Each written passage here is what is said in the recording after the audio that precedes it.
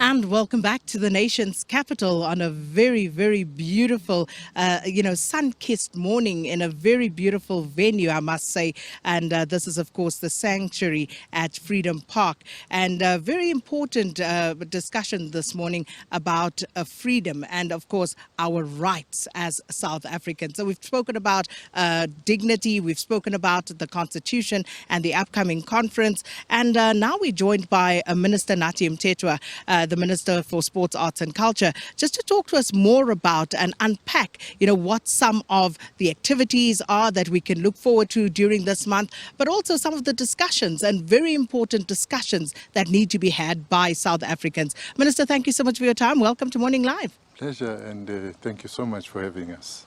And perhaps to start it off, what brings us here? It's human rights. That's what brings us here. Yeah, it's human rights and the culture thereof since 1994. People may take things for granted now, but human rights violation at a statutory level was something which was the order of the day. Now that in 1994 we ushered in a government and we ushered in under the constitutional democracy, which actually say that it's not just a tick box exercise. The human rights culture is entrenched in the Constitution.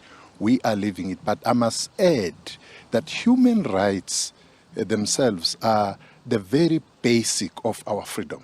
It's not the end, it's the means to the end, because it creates a platform, whereas you had a crime against humanity, which is apartheid, you deal with that, but you start now building that dignity for all of our people.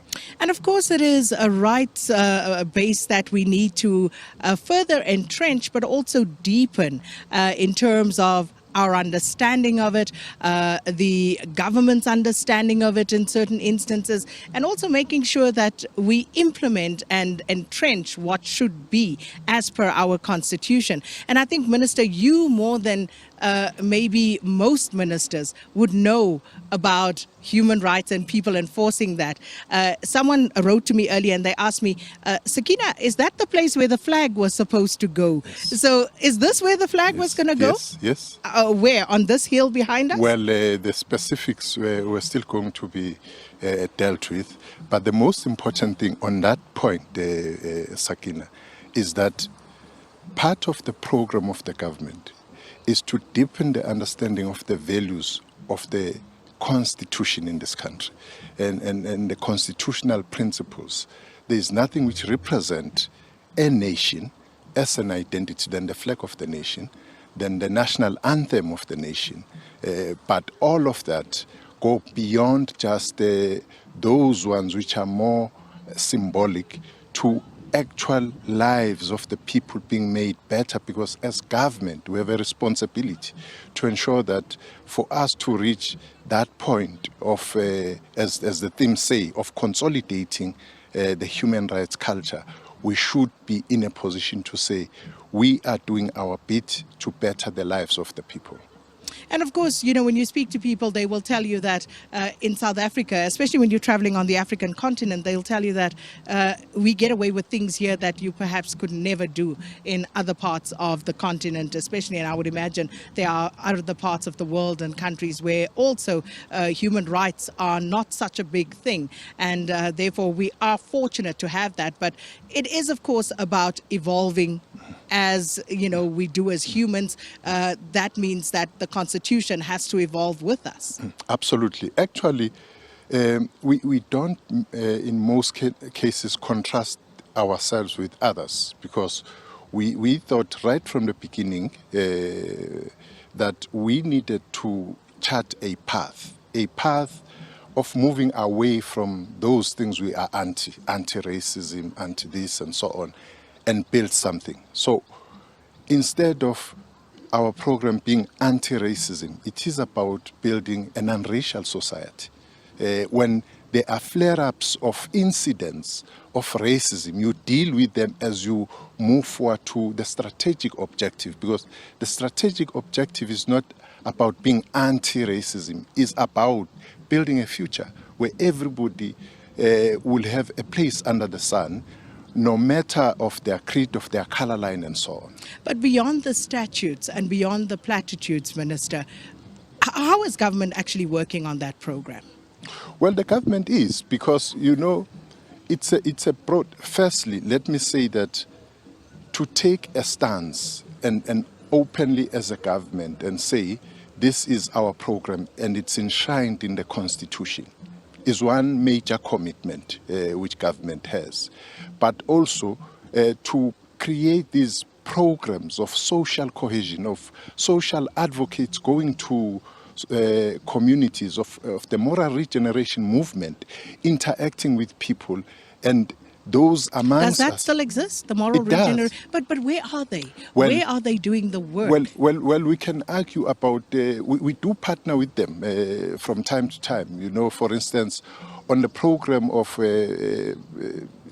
gender violence meted against many a woman in our country, would, you know, work with them on the programs, and part of it, which is today, you know, that specifically gender-based violence and femicide program, this is where we interact with them.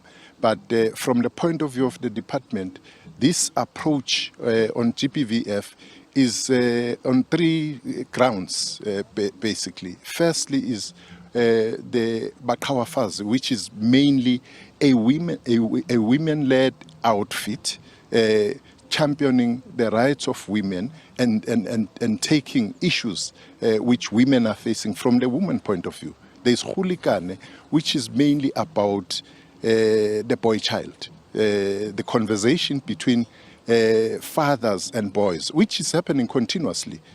And then we have what we call Silapa, which is more on psychosocial support, primarily of the athletes, artists, but also of the whole of society. So these are some of the programs government have and is implementing to ensure that we actually deepen this culture, because the discrimination against gender discrimination, for instance, where people are persecuted for their preferences, is something this government has over a period of time fought and have asserted the right of everybody in this country. So just getting back, because we're out of time today, what's the program about and what will your address be about? Well, the program really is about the theme of consolidating this human rights culture, and it's important that we don't take that for granted as society, but looking on it into the future and plan for the conference on the Constitution, because there's a lot of misconception about the Constitution of South Africa. We have to have this conversation with society on an ongoing basis. Indeed, we do. And we hope that we'll be able to be there as, you know, the SABC, beaming it to the rest of the country and parts of the continent as well, and people sitting in other parts of the world. Absolutely. That technology allows for these days. But I'm glad that this is the start in Human Rights Month, and hopefully we will catch up on all of these later on, Minister. Thank you so much, Sakina. And that, of course, the Minister of Sports, Arts and Culture, Minister Nathi Mthethwa there. And he will also be speaking later on. I tell you what, I'm happy that I don't have to do the 5-kilometer walk, Simpiwe. I see some golf carts around. The sun is beating down on us. So tomorrow I'll be back in studio, a different shade of foundation perhaps. But you know what? It's all good. And here from the nation's capital, and on a very auspicious morning when we launching Human Rights Month and everything that goes with it. Please take care. It's back to studio.